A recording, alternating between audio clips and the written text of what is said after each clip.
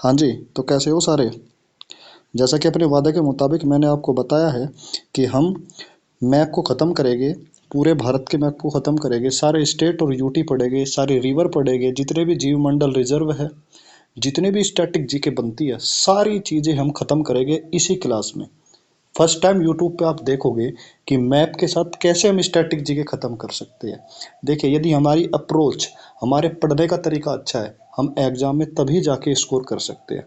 और ये जीएस है, ये स्टैटिक जीके, तो क्या होता है ना कि हमारा यदि बेस अच्छा है और हमारे पढ़ने का तरीका अच्छा है तभी स्कोर कर, अदरवाइज हम टाइम ही पास करते रहेंगे, कभी स्कोर नहीं कर पाएंगे। समझ रहे हो ना मैं क्या कहना चाहता हूँ? हर बार की तरह, जैसे कि मैंने प्रीवियस क्लासेज में भी यही बोला है कि बिना मैप के जी के पढ़ना समय की बर्बादी करने के बराबर है। आप पढ़ते रहना, सिलेक्शन नहीं होगा, कोई फायदा नहीं है। इसलिए मेरी बात मानिए, हमको बड़े अच्छे तरीके से क्लासेज लेनी है, अच्छी तरीके से नोट्स बनाने हैं, ठीक है ना? और हाँ, रिवीजन जरूर करना है, हर थर्ड डे रिवीजन को देना है, हर तीसरे दिन रिवीजन करना है। रिवीजन के बिना तो कुछ होगा ही नहीं। देखिए, मैं आपको बता सकता हूँ, मैं आपको पढ़ा सकता हूँ, मैं आपको बता सकता हूँ कि कैसे हमको तैयारी करनी है, लेकिन मेहनत तो आपको करनी पड़ेगी। समझ रहे हो ना? चलिए स्टार्ट करते हैं। आज हमारा नंबर पंजाब का है। आज हम पंजाब को पढ़ने वाले हैं। पंजाब से संबंधित जितने भी क्वेश्चंस बनते हैं उनको डिस्कस करने वाले हैं। चलिए देर ना करते हुए हम चलते हैं मुद्दे की बात पर। देखिए, एक टर्म होती है, एक टर्म होती है दोआब। एक टर्म होती है दोआब। ये बार बार आप बुक में भी पढ़ चुके हैं ये वाला शब्द दोआब। अब दोआब होता क्या है, थोड़ा इसको आज क्लियर करने की कोशिश करते हैं। समझो, मान लो मैंने ये एक रिवर है, मैंने जो ये लाइन खींची इसको आप रिवर मान सकते हो। मान लो ये क्या है, एक रिवर है, और एक नीचे से रिवर जा रही है, ये रिवर नंबर 2 है। तो 2 रिवर हमने ले ली, और ये जो पहली रिवर थी हमने इसका नाम R1 रखा, ये दूसरी रिवर थी, इसका नाम हमने R2 रख लिया। यहाँ से यहाँ तक कोई दिक्कत नहीं ना? पहले वाली रिवर का नाम R1, दूसरे वाली रिवर का नाम R2। अब बात को समझो, दो आब का मतलब होता है दो, आब का मतलब होता है क्षेत्र, यानी कि दो नदियों के बीच का क्षेत्र। ये देखिए, दो नदियों के बीच का क्षेत्र बन रहा है ना, तो दो नदियों के बीच का क्षेत्र दोआब कहलाता है। कॉफी उठाओ, नोट करो, दो नदियों के बीच का क्षेत्र दोआब कहलाता है।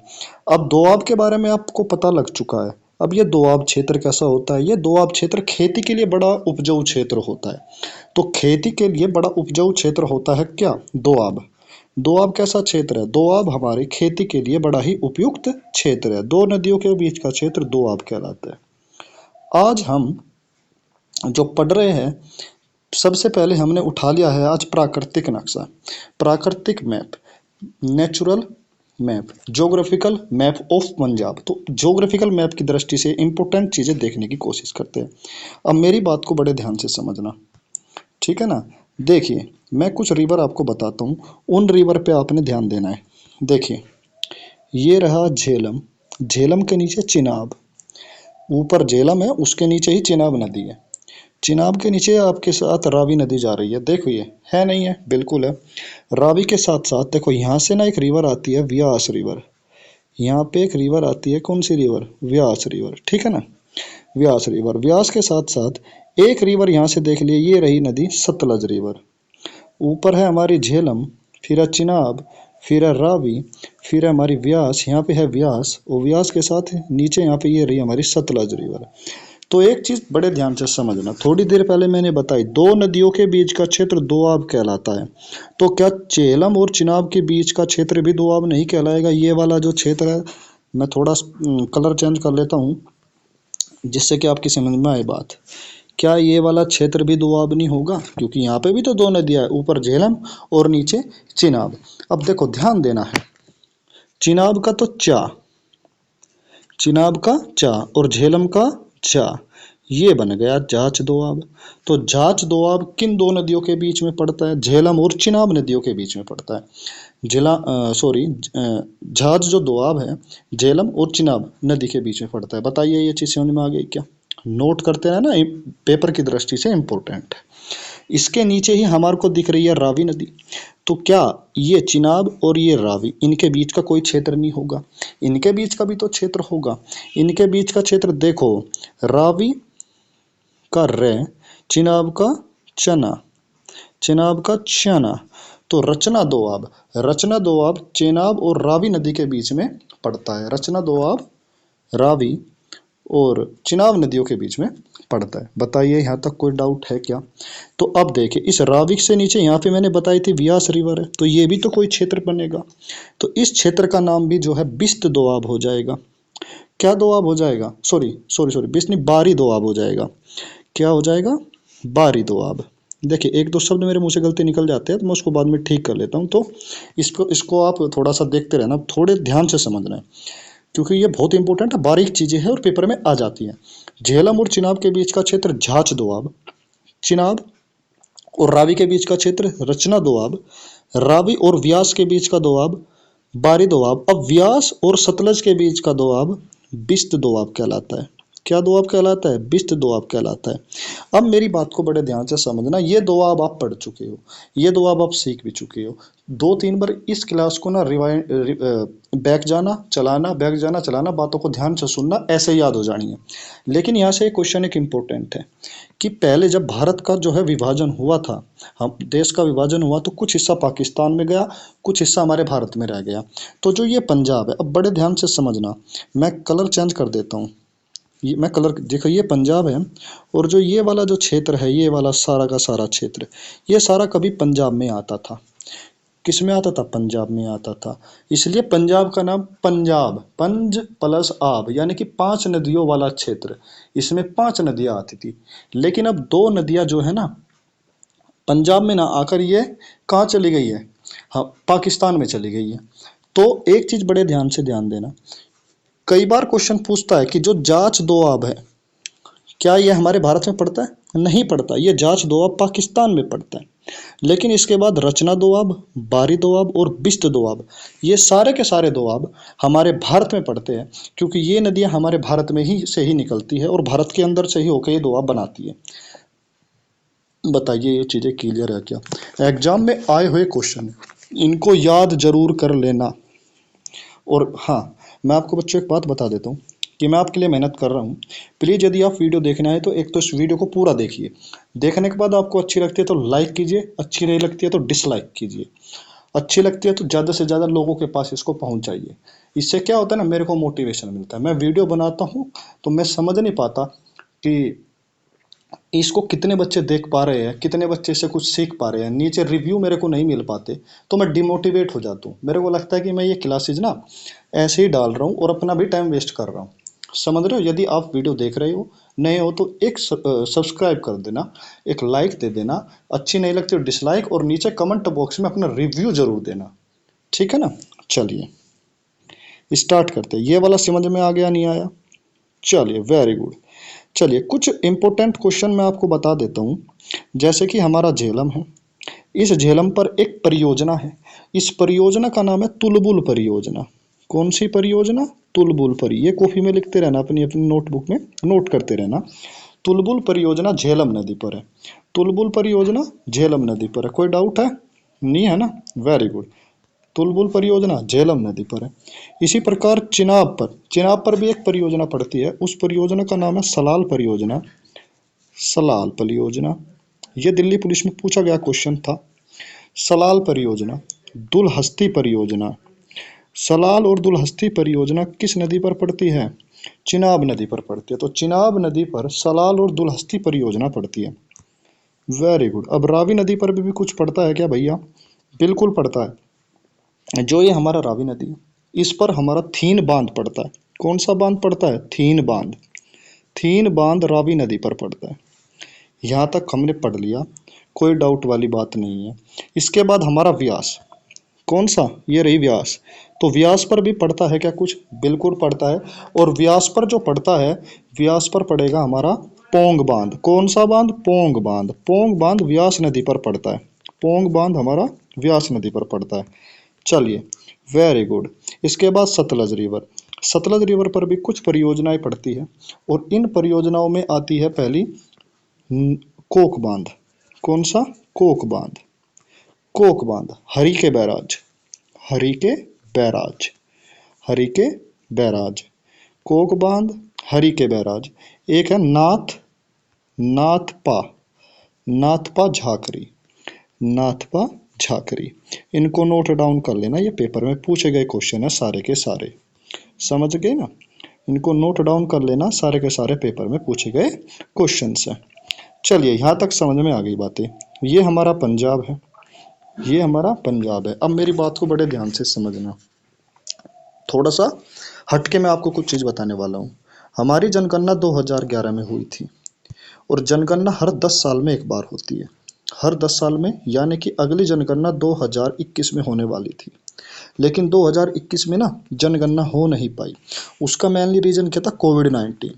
कोविड 19 यानी कि कोविड की महामारी आई, जिसके कारण यहाँ पे क्या नहीं हो पाई, जनगणना नहीं हो पाई। तो इससे क्या संबंधित क्वेश्चन है, अब मेरी बात सुनना। 2011 में जो जनगणना हुई थी, उस जनगणना के अनुसार पंजाब में अनुसूचित जनजाति, जाति नहीं, अनुसूचित जनजाति, अनुसूचित जनजाति निवास नहीं करती। इंपॉर्टेंट क्वेश्चन है, अनुसूचित जनजाति निवास नहीं करती 2011 की जनगणना के अनुसार। दिल्ली भी है हमारा, लेकिन दिल्ली यूटी में आ जाता है। जो क्वेश्चंस जिस राज्य से संबंधित है मैं उसको वहीं पे ही नोट कराऊंगा, अदरवाइज अलग अलग चीज़ें अलग अलग राज्यों में हम आराम आराम से पढ़ते रहेंगे, उनसे कोई प्रॉब्लम आने वाली नहीं है। चलो बताओ, यहाँ तक कोई डाउट है? यहाँ तक कोई प्रॉब्लम नहीं है ना? Very good. चलिए अब चलते हैं, हम राजनीतिक दृष्टि से पंजाब के बारे में पढ़ने की कोशिश करते हैं। जाते हैं पंजाब पे, जाते हैं पंजाब पे। पंजाब से सीधे साइड में देखेंगे, हमको देखने को मिलेगा चंडीगढ़। अब चंडीगढ़ क्या है? चंडीगढ़ पंजाब की राजधानी है। चंडीगढ़ किसकी राजधानी है? पंजाब की। लेकिन चंडीगढ़ से एक क्वेश्चन और बन जाता है, चंडीगढ़ से एक क्वेश्चन और बनता है। क्या क्वेश्चन बनता है? देखो ये रहा हरियाणा, तो चंडीगढ़ हरियाणा की भी राजधानी है। तो मैं क्या ये भी बोल सकता हूँ कि पंजाब की राजधानी चंडीगढ़ पंजाब के साथ साथ हरियाणा की भी राजधानी है। वेरी गुड, ये वाली चीज़ें नोट कर लेना कि चंडीगढ़ पंजाब और हरियाणा की संयुक्त रूप से राजधानी है। कोई डाउट है? नहीं है ना? चलिए अब सीधा चंडीगढ़ पे चलते हैं फिर से। ये रहा चंडीगढ़। चंडीगढ़ से 2-3 क्वेश्चन कई बार पूछ लेते हैं। चंडीगढ़ में गार्डन पड़ता है जिसका नाम है रॉक गार्डन। कौन सा garden? Rock garden. Rock garden कहाँ पे पड़ता है? चंडीगढ़ में पड़ता है। ये रॉक गार्डन के वास्तुकार कौन थे?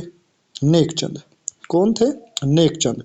रॉक गार्डन के वास्तुकार नेकचंद। रेलवे के एग्जाम में पूछा गया कई बार क्वेश्चन है कि चंडीगढ़ के रॉक गार्डन, चंडीगढ़ के रॉक गार्डन के वास्तुकार कौन थे? नेकचंद। या फिर ऐसे भी पूछ सकते हैं कि रॉक गार्डन किस राज्य में पड़ता है, सॉरी किस केंद्र शासित प्रदेश में पड़ता है, तो हमारे चंडीगढ़ में पड़ जाएगा। अब चंडीगढ़ से एक क्वेश्चन और कई बार पूछा गया कि चंडीगढ़ के वास्तुकार कौन थे, तो चंडीगढ़ के वास्तुकार ला कार्बुजे थे। ला कार्बुजे, ला कर्बुजे।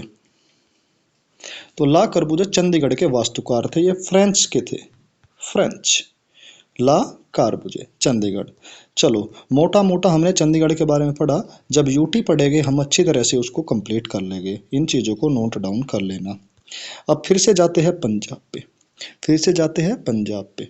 पंजाब से आ जाइए आप लुधियाना, लुधियाना से आइए जलंधर, और जलंधर के पास ही कपूरथला। 3 चीज़ें हमको अभी क्लियर कर लेनी है कि क्या चीज़ है। लुधियाना और जलंधर, यहाँ पे वस्त्रों का, किसका? वस्त्रों का, ऊनी वस्त्रों का भारी मात्रा में उत्पादन होता है। तो जलंधर और लुधियाना दोनों किस चीज़ के लिए फेमस है? जलंधर और लुधियाना दोनों के दोनों ऊनी वस्त्रों के उत्पादन के लिए फेमस है। लेकिन जो ये लुधियाना है, ये लुधियाना है, हम गाँव में एक साइकिल चलाते हैं जिसका नाम है हीरो साइकिल, उसका उत्पादन भी भारी मात्रा में यहाँ होता है।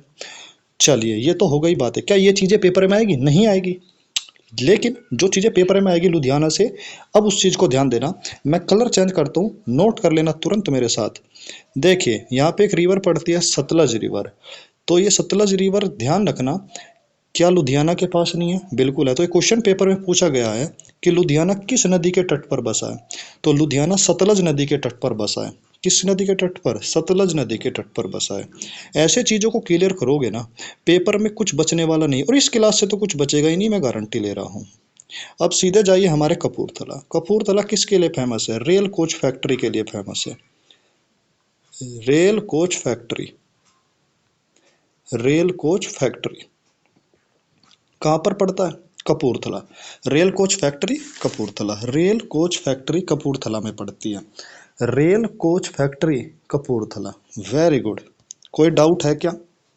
बोलिए, कोई डाउट है क्या? नहीं है ना कोई डाउट? चलिए अब सीधा आप जाते हैं अमृतसर पर।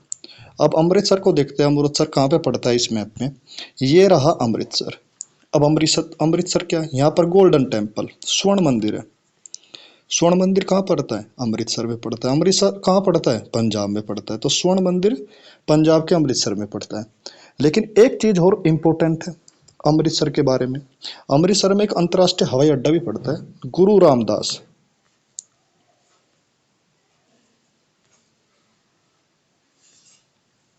गुरु रामदास अंतर्राष्ट्रीय हवाई अड्डा अमृतसर में पड़ता है। इन दोनों चीजों को नोट कर लेना। गुरु रामदास अंतर्राष्ट्रीय हवाई अड्डा अमृतसर में पड़ता है। बताइए, यहाँ तक कोई डाउट है क्या? नहीं है ना कोई डाउट यहाँ तक? Very good, very good. अब सीधा ना यहाँ से आप आ जाइए भटिंडा पर। ये रहा भटिंडा। भटिंडा किस चीज़ के लिए फेमस है? यहाँ पर सैनिक छावनी है। क्या है यहाँ पर? सैनिक छावनी। अब छावनी क्या होती है? जिसको हम कैंट बोलते हैं, सैनिक छावनी है। तो भटिंडा में सैनिक छावनी है, सैनिक छावनी। चलिए ये भी चीज़, अब थोड़ी सी चीज़ें मैं आपको जो है अंदर की बातें बता देता हूँ। देखिए, एक शब्द होता है सेक्शन। क्या होता है? सेक्शन। जैसे कि हम स्कूलों में पढ़ते हैं section A, section B, section C, इसी प्रकार फौज में भी एक सेक्शंस होता है। और जो सेक्शन होता है, अब हमारे यहाँ तो क्लासेज हो जाती है, लेकिन इस सेक्शन को बोलते हैं फौज में ग्रुप। यानी कि सैनिकों का सबसे छोटा ग्रुप, सबसे छोटा ग्रुप सेक्शन कहलाता है। अब आपके दिमाग में बात आएगी, भैया चलो सैनिकों का सबसे छोटा ग्रुप सेक्शन कहलाता है, इसमें कितने सैनिक होते हैं?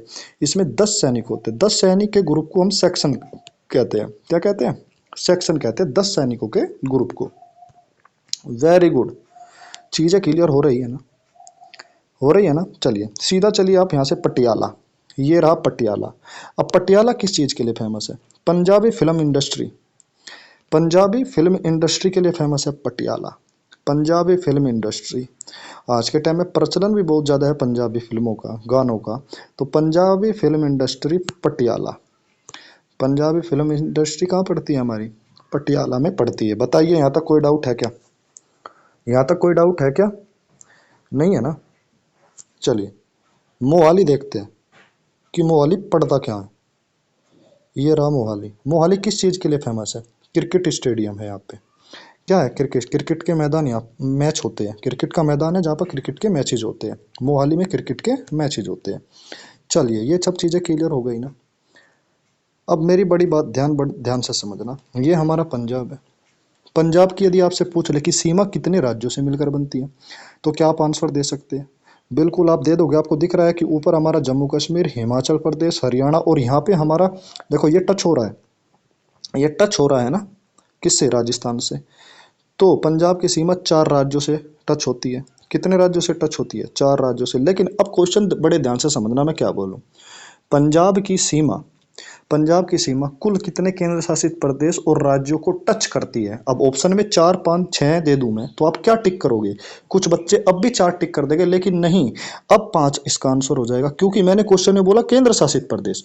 तो क्या चंडीगढ़ केंद्र शासित प्रदेश से इसकी सीमा टच नहीं होती? बिल्कुल होती है। तो यदि केंद्र शासित प्रदेशों के साथ पूछे तो 5 राज्य है, 5 राज्यों से टच करेगा पंजाब की सीमा। और यदि केवल राज्यों से पूछे तो 4 राज्यों से इसकी सीमा टच होती है। और वे कौन कौन से राज्य हैं? पहला राज्य हमारा जम्मू कश्मीर है, दूसरा राज्य हिमाचल प्रदेश है, तीसरा राज्य हरियाणा है, और चौथा राज्य राजस्थान है। देखिए दिख रहा है ना? ऊपर जम्मू कश्मीर, यहाँ पे हिमाचल प्रदेश, हरियाणा, और ये नीचे आपका राजस्थान, जो कि यहाँ पे टच कर जाता है। तो 4 राज्य और एक केंद्र शासित प्रदेश हमारा चंडीगढ़। Very good. अब एक बात बड़े ध्यान से समझ लेना, मेरे मैं जो समझाना चाह रहा हूँ।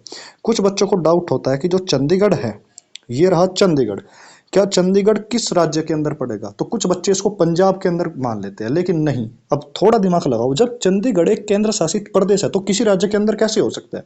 वो स्वतः ही एक जगह है, यानी कि अपनी खुद एक जगह है। इसलिए हम ये नहीं कह सकते कि चंडीगढ़ पंजाब के अंदर है। चंडीगढ़ अपनी अलग से एक जगह लिए बैठा है, इसलिए चंडीगढ़ एक स्वतः ही एक अपनी केंद्र शासित प्रदेश है। समझ गए? चलिए वेरी गुड। देखिए बातें करने को मैं यहाँ इस क्लास को न लंबी खींच सकता हूँ, लेकिन हमको काम की चीज पे फोकस करना है, पढ़ना है। आपको यहाँ तक वीडियो अच्छी लग रही हो ना, आपसे मैं बोल रहा हूँ बस मेरा मोटिवेशन यही है कि आप ज़्यादा से ज़्यादा लाइक कीजिए। मैं इस वीडियो पे आपके लिए जो है ना एक टास्क दे देता हूँ कि इस वीडियो पे मेरे को 50 लाइक, यदि आपको अच्छी लगती है तो क्या मैं 50 लाइक इस वीडियो पे प्राप्त कर सकता हूँ? देखते हैं। यदि आपको देखते हैं कि कैसा रेस्पॉन्स आता है, अदरवाइज फिर देखेंगे क्या करेंगे। समझ रहे हो ना?